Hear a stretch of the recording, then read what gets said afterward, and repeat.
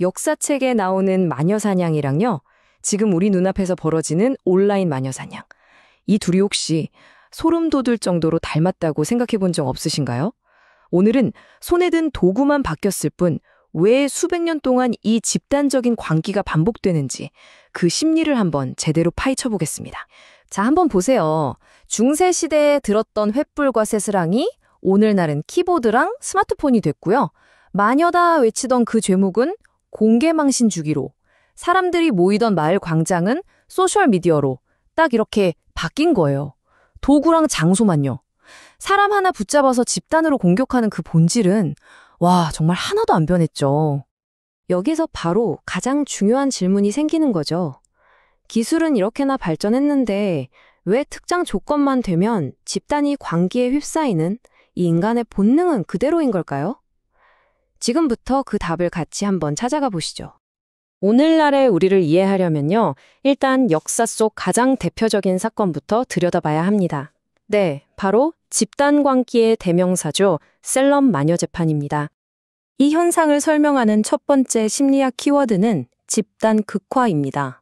이게 뭐냐면 쉽게 말해서 비슷한 생각을 가진 사람들끼리 모여서 계속 얘기를 나누다 보면 그 생각이 점점 더 한쪽으로 확 쏠리는 거예요. 역시 우리 생각이 맞네. 이런 확신이 강해지면서 나중에는 훨씬 더 과격하고 극단적인 결론까지 가게 되는 거죠. 1692년에 세일럼 마을이 바로 이 집단 극화가 터지기 완벽한 조건이었어요. 인구가 한 550명 정도 되는 작은 공동체였는데 전염병에 경제는 어렵지 외부에서 공격해올지도 모른다는 극심한 불안감에 시달리고 있었거든요. 스트레스가 정말 최고조에 달한 한마디로 불안한 시스템 그 자체였던 겁니다. 이런 불안한 시스템 안에서 집단 극화는 크게 4가지 방식으로 작동했습니다. 첫째, 마녀는 당연히 있지. 이게 사회적 규범이었기 때문에 여기에 동조하지 않으면 바로 내가 다음 타겟이 될 수 있었고요. 둘째, 온 마을이 저 사람 마녀래 라는 한 가지 얘기만 계속 반복하는 거대한 울림통, 즉 에코챔버가 되어버렸습니다. 셋째, 재판관들은 빨리 저 마녀들 처리해라 하는 엄청난 여론 압박에 시달렸죠. 그리고 마지막으로 그들에게 악마는 그냥 이야기가 아니라 정말로 실제하는 공포였어요. 이 모든 게 합쳐지니까 이성은 사라지고 광기만 남게 된 겁니다.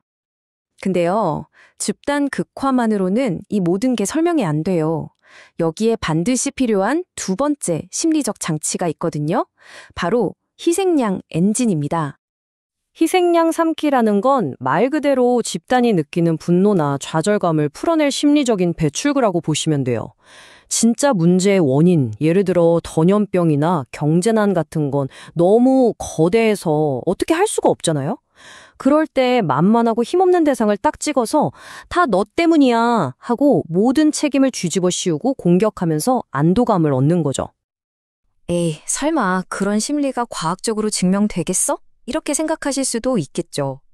그런데 놀랍게도요, 최근 한 경제학 저널에 발표된 희생양 처벌 게임이라는 실험이 인간의 이 어두운 본능을 아주 명확한 데이터로 보여줬습니다.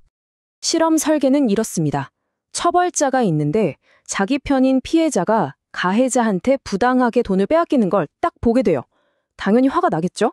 근데 규칙이 뭐냐면 정작 그 나쁜 가해자는 벌할 수가 없고 이 상황이랑 전혀 상관없는 무고한 희생양만 벌을 줄 수 있는 거예요. 자, 과연 사람들은 이럴 때 어떤 선택을 했을까요? 결과는 정말 충격적이었습니다. 자기 편이 당하니까 처벌자들이 엉뚱한 희생양한테 화풀이를 하더라고요. 근데 진짜 놀라운 건 이겁니다. 그 희생양이 자기랑 같은 다수 집단 점성 그래프일 때보다 사회적 약자인 소수 집단 실선 그래프일 때 처벌의 강도가 무려 2배 이상으로 치솟았다는 겁니다. 이게 진짜 핵심이에요. 무려 2배.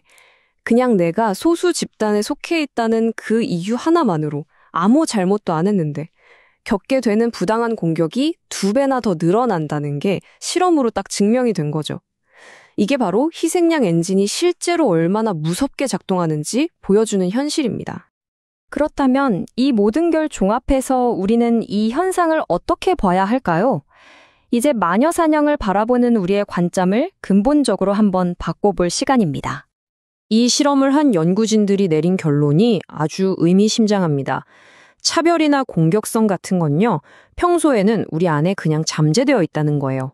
그러다가 우리 편이 억울하게 당했다 같은 불안하고 부당한 상황을 딱 마주하는 순간 그 잠자던 스위치가 탁 하고 켜진다는 거죠. 여기서 관점의 대전환이 일어납니다. 우리는 보통 마녀 사냥을 보면서 저 사람들은 원래부터 못된 악마 같은 사람들일 거야 라고 생각하잖아요. 즉, 사람이 문제다 라고 보는 거죠. 하지만 시스템적인 관점은 다릅니다.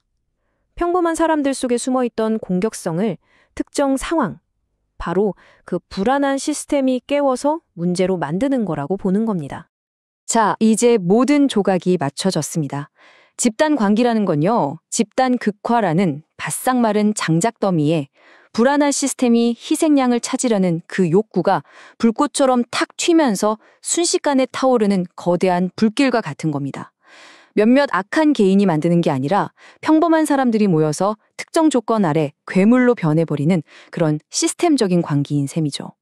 이제 이 분석의 렌즈를 과거와 실험실에서 돌려서 바로 우리 자신, 그리고 우리가 매일같이 보고 있는 이 현실에 한번 비춰보겠습니다.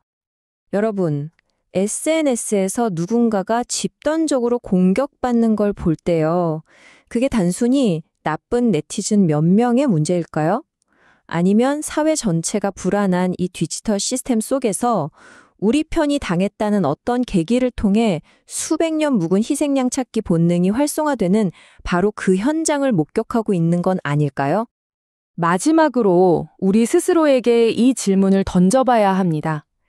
17세기 세일럼의 광기를 보면서 혀를 차는 지금의 우리는 과연 그들과 본질적으로 다른 사람들일까요? 아니면 그저 우리 손에 들린 게 횃불이 아니라 스마트폰일 뿐 똑같은 본능을 공유하고 있는 건 아닐까요? 오늘 우리는 현재의 관점으로 과거의 집단이 벌였던 관계를 분석해 봤습니다. 자, 그렇다면 또 다른 질문이 남죠. 그렇다면 위인이라고 불리는 과거의 위대한 개인들은 지금의 도덕적 잣대로 어떻게 봐야 할까요? 훨씬 더 흥미롭고 논쟁적인 역사 분석으로 다음 시간에 다시 찾아뵙겠습니다.